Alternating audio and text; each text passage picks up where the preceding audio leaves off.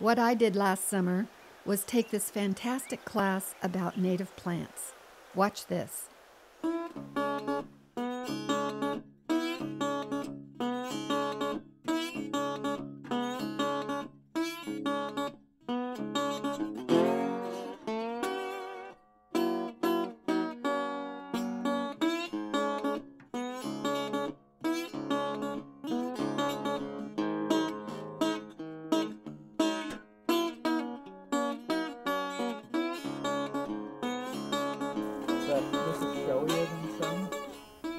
My background is that I've been teaching botany most of my life.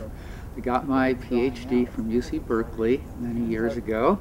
I've been teaching many places. It's a California smell. I do a number of courses, and one of the ones I'm doing currently is native plant habitats. And then, as the other plants come back in after having been removed, they shade and crowd out the fast-growing plants. And so that's called succession. What I love about this is it has a pine-like fragrance. So I'm going to pass that around for you to smell. This is one that's strictly coastal. Again, notice the gray leaves. And that blooms all through the summertime. In fact, that's true of most of the wild buckwheats. Most buckwheats bloom in summer and even fall. So it's a great plant for that, and it's a great bee flower. Going to all the different regional and state parks is a phenomenal way to learn native plants and their habitats. It's just really nice to be out here with someone as knowledgeable as Glenn. Called Fragaria vesca, V-E-S-C-A, and it's related to, if you know, from Europe comes a little connoisseur strawberry called Fraise du Bois, same species.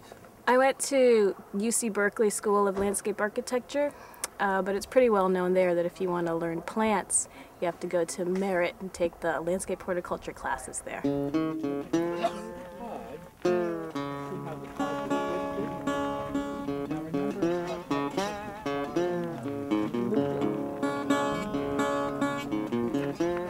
Lupin, thank you. So the genus Lupinus, again, twists the pods and shoots the seeds out.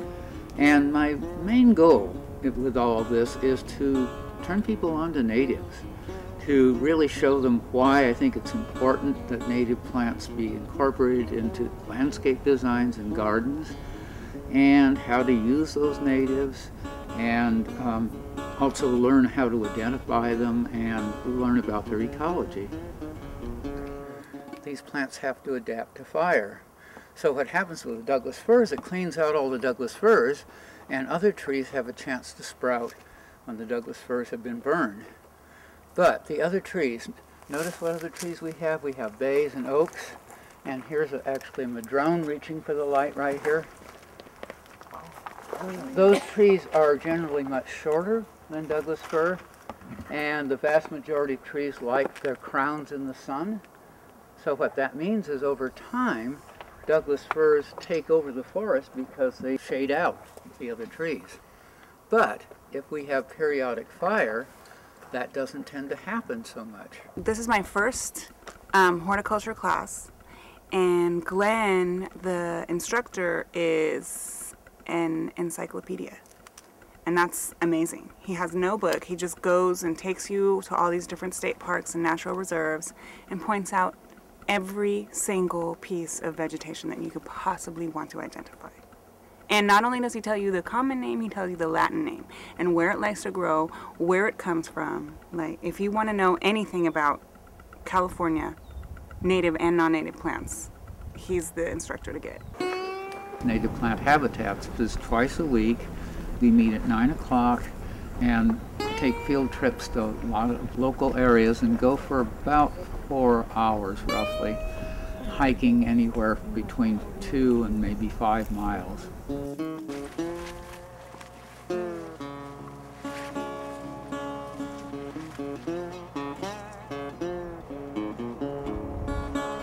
People see the habitats natives are growing in and can relate that to how to grow them in the garden. Doing the Bay Area locations, people get to see all the major plant communities and the plants growing in them and how they're adapted. And then you suggest what can be used in the garden? Right. And so try to talk about how this relates to what you can do with these plants in the garden, so people get a sense of how to grow them more successfully. So if any of you are interested in growing lupins, they're fairly easy when the seed is fresh to grow for the garden. So that would be a nurse shrub, basically, and a lot of plants fulfill that role in nature, so this is why this lupin's doing so well here. I think most of you know what a thistle is, right? This is a whole cluster of flowers because it's in the composite or daisy family, but because they're long tubular flowers, bumblebees, butterflies, and hummingbirds are visitors of this. Basically, I try to get a balance between West Bay, East Bay, North Bay, where we include many of the major plant communities, so coastal ones closer to the bay, ones inland, where we have a number of different microclimates that people can learn about. I mean, this chaparral, you can compare this to what we saw in Annandale, and the shrubs in Annandale were far, far taller than what you see here.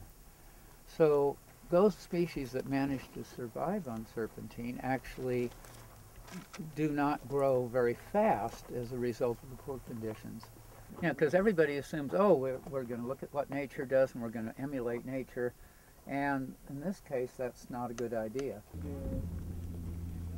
Well, I teach the native habitats course because I think it's so important for students to get an experience in the field rather than just a theoretical experience in the classroom. One of the reasons you shouldn't plant Monterey pine in the urban habitat is they're very weak wood, and in a windstorm they're really dangerous because they can blow down. I really hope that students have a chance to apply what we learn in native plant habitats as an appropriate way of doing horticulture, and that means learning how what you see in the wild translates to what you can do in the garden. More or less egg-shaped to globe-shaped with these great big woody scales that don't open unless there's a fire. This is another fire-adapted plant.